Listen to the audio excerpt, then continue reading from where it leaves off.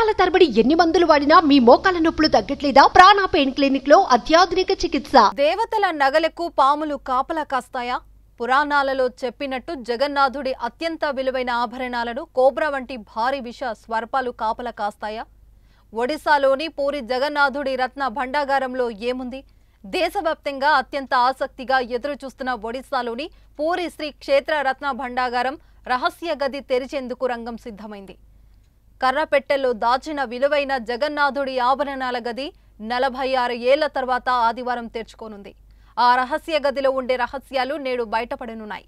రత్న భండాగారంలో ఏ మేరకు ఆభరణాలు ఉన్నాయి, 46 ఏళ్లుగా తెరవని గది ఎలా ఉంది అన్నది ఇప్పుడు ఉత్కంఠ రేపుతుంది.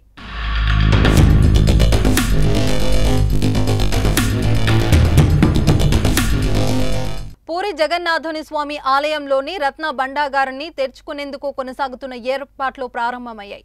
రత్న భండాగార్ ఓపెన్ చేయడానికి జస్టిస్ విశ్వనాథ్ నేతృత్వంలో ఏర్పాట్లైన కమిటీ మధ్యాహ్నం 1 గంట తర్వాత ఓపెన్ చేసేందుకు ముహూర్తం ఖరారు చేసింది. పూరి జగన్నాథుని స్వామి ఆలయ కార్యాలయంలో అధికారులు సమావేశమయ్యారు. భండాగారం తెరిచేందుకు నిపుణులను రంగంలోకి దింపడంతో పాటు మరోవైపు సెంటిమెంట్లకు అధిక ప్రాధాన్యత ఇస్తున్నారు. నాగబంధంలో ఉందని గదిని తెరిస్తే అరిష్టం అన్న కొన్ని ప్రచారాల నేపథ్యంలో తగిన జాగ్రత్తలు తీసుకుంటున్నారు. ఆలయంలో ప్రత్యేక పూజలు నిర్వహిస్తున్నారు. పూరిలోని లోక్నాథ్ టెంపుల్లోనూ ప్రత్యేక పూజలు కొనసాగుతున్నాయి. ఆలయంలోకి భక్తులు దర్శనాలను నిలిపివేశారు.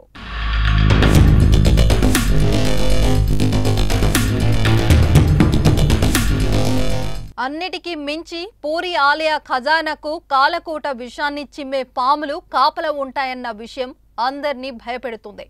ఈ ఖజానాకు పాములు రక్షణగా ఉంటాయని పురాణాలు, జానపద కథలు చెప్తున్నాయి. అందుకే ఖజానా తెరవడానికి ఆలయ కమిటీ చాలా జాగ్రత్తలు తీసుకుంటుంది. స్నేక్ క్యాచర్స్ తో పాటు పాములు కాటు వేసే వెంటనే ట్రీట్మెంట్ ఇవ్వడానికి డాక్టర్ల బృందాన్ని కూడా సిద్ధం చేస్తుంది. మొత్తం 16 మంది వెళ్తున్నారు.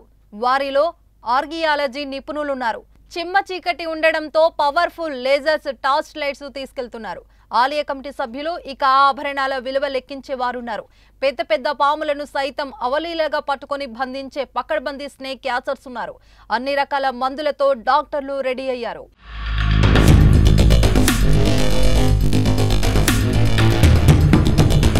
పూరి జగన్నాథ ఆలయ కింద భాగంలో ఈ రత్నం భండాగారం ఉంది. ఇందులో 2 భాగాలున్నాయి. 12వ దశాబ్దంలో అనేక మంది రాజులు సమర్పించిన వజ్ర, స్వర్ణ, రత్నాభరణాలు ఈ గదిలో ఉన్నాయి.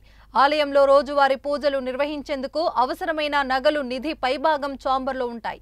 మిగతా ఆభరణాలు ఖజానా కింది భాగంలో భద్రపరుస్తారు.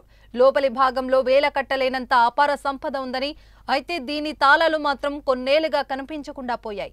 1978లో లోపలికి వెళ్లినప్పుడు చూసిన సంపదను నిపుణులు కూడా అంచనా వేయలేకపోయారు, లెక్కగట్టలేకపోయారు కూడా. రాజుల వజ్ర వైఢూర్యాలు, కెంపులు, మనులతో ఉన్న స్వర్ణ కిరీటాలెన్నో ఈ భండాగారంలో ఉన్నాయి. మరి ఈ పూరి జగన్నాథ ఆలయానికి చెందిన ఖజానాలో ఏమున్నదని కాసేపట్లో తెలిసిపోనుంది. చూసేందుకు సిద్ధంగా ఉండండి అందరూ.